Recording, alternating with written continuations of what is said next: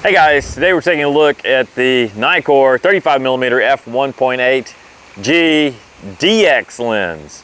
And I'm going to give you a very short review for those of you with short attention spans. If you have a DX camera body, you must own this lens.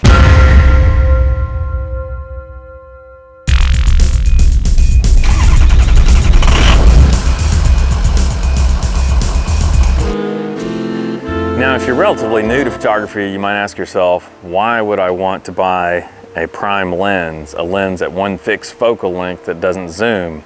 Well, there's a process of taking a photo with a prime lens. Sometimes with a zoom lens, it's just all too easy to stand in one place and zoom to change your perspective, when in actuality, the photo might be improved if you move your body to a different location. So it's just a slightly different process when taking a photo with a prime lens, and it's a process that I quite enjoy. I'm more of a prime lens guy, I guess. And I think if you try it, you will appreciate the benefits of a prime lens as well.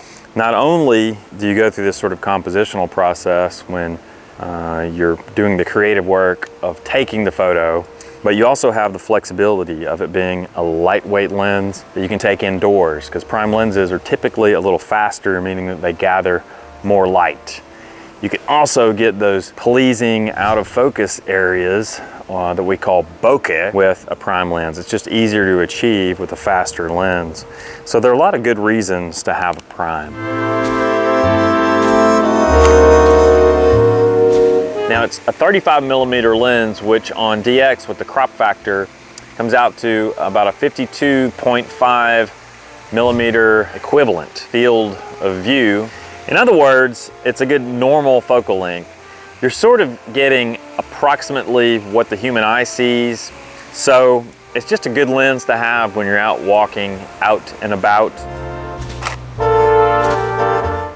As is the case with most recent NIKKOR products, it does feel to be a hardy and durable plastic, but it's plastic. The upside of using plastic in construction is that wonderful lightweight.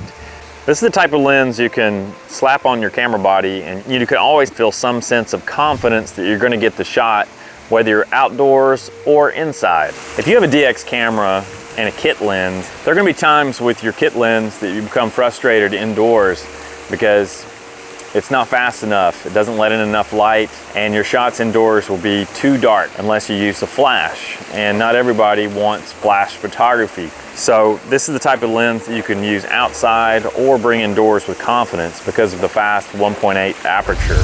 Now, the one caveat I would offer DX shooters, when using this lens indoors, that 52.5 equivalent focal length can feel pretty tight. In other words, you may find yourself in situations in which you can't move your body and the camera far back enough away from your subject in order to get, for example, a group photograph of people. So it's just something to be aware of. It is not intrinsic to this lens in particular, it's just true of this focal length. It's very simple construction. There's only one control switch on the side. You can switch the focus from manual automatic to manual mode. There's no aperture ring with this lens, which is the case with the Nikon G series of lenses. Now, what's the first question I ask of any lens? Is it sharp? Yes, this lens is sharp, but with caveats. The lens is sharp in the center of the frame. As you stop it down, you get more sharpness towards the edges of the frame and in the corners. It's priced right at $199, which again is why it's kind of a must own. Now, something to know about this lens is its surprising performance on full frame cameras. At the moment, I have it mounted to my D750 and it works really well. In fact, with your vignetting correction in camera turned on, if you're shooting JPEGs, the vignetting is minimal at the widest apertures. As you stop it down, the vignetting becomes more pronounced. I don't really have a lot negative to say about this lens. First of all, you have to take into account the price. I mean, for 199 bucks, you're not gonna do much better than a fast NIKKOR Prime that works on both DX and FX cameras. Nikon has made some compromises in the design. There's no VR. The focus ring is a little flimsy and chintzy.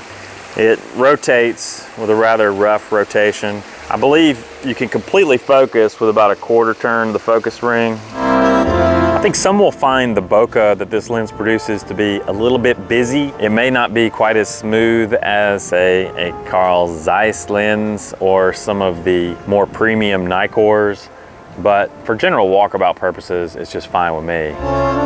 Now this is a prime lens, so of course the usual prime lens caveats apply. There's no zooming on this lens. If you want to get close, you zoom with your feet, you walk closer to the subject and you take the picture. Unfortunately, you can't get too close because the minimum focusing distance is 12 inches with this lens.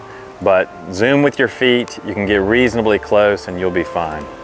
Now this lens does produce a bit of barrel distortion, so if you're a RAW shooter, you can prepare to remove that in your post-production. But if you're a JPEG shooter, the camera will correct the distortion in camera. You got nothing to worry about. In overall terms of value, this lens is just a great deal. Is it perfect? No, it's a little bit chintzy in construction.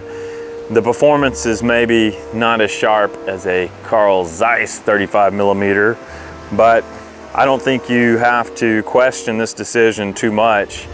If you're in the market for a nice little DX prime lens, pick up the 35mm F1.8. And if you want to read more reviews of this lens, be sure you click the link in the YouTube description for this video. Thanks, guys. If you liked the video, give it a thumbs up. If you disliked it, give it a thumbs down. Feel free to leave a comment. And of course, don't forget to subscribe. LOLOHO.photo is all about photography. The gear we use, the techniques we employ, and sometimes the places we go. Our emphasis is travel photography, but we cover a little bit of everything here on this channel. It's about getting out there, having fun, and capturing memories. So if you're into photography and travel, be sure to subscribe to our channel and you'll never miss a video.